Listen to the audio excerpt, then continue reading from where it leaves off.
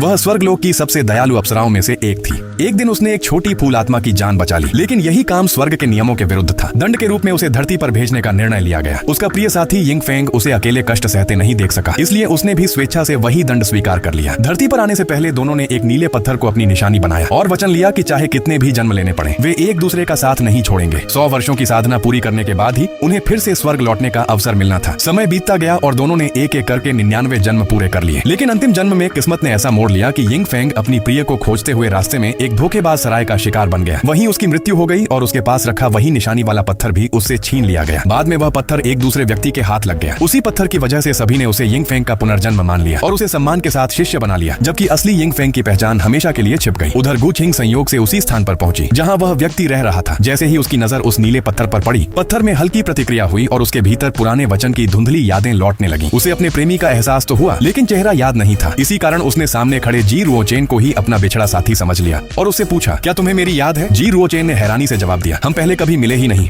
फिर मैं तुम्हें कैसे पहचानूं? गुचिंग को विश्वास था कि उसकी याददाश्त अभी पूरी तरह वापस नहीं आई है। उसने अपनी शक्ति से उस पत्थर में ऊर्जा प्रवाहित करनी शुरू की ताकि उसकी स्मृतियां जाग जाए। तभी झांग मियान मियान बीच में आ गई और उसने उसे रोक दिया। स्थिति बिगड़ती देख जी रुओचेन झांग मियान मियान को अपने साथ वहां से ले गया। रात होने पर गुचिंग एक बार फिर जी रुओचेन से मिलने पहुंची। वह उसे एक शांत जगह पर ले गई और बोली, क्या तुम्हें सच में कुछ भी याद नहीं? यह वही पत्थर है जो मैंने तुम्हें दिया था। जी रुओचेन घबरा गया और बोला, तुम किसी गलत इंसान को पहचान रही हो। यह पत्थर तो मुझे मेरी माँ ने दिया था। लेकिन गुचिंग ने साफ कहा,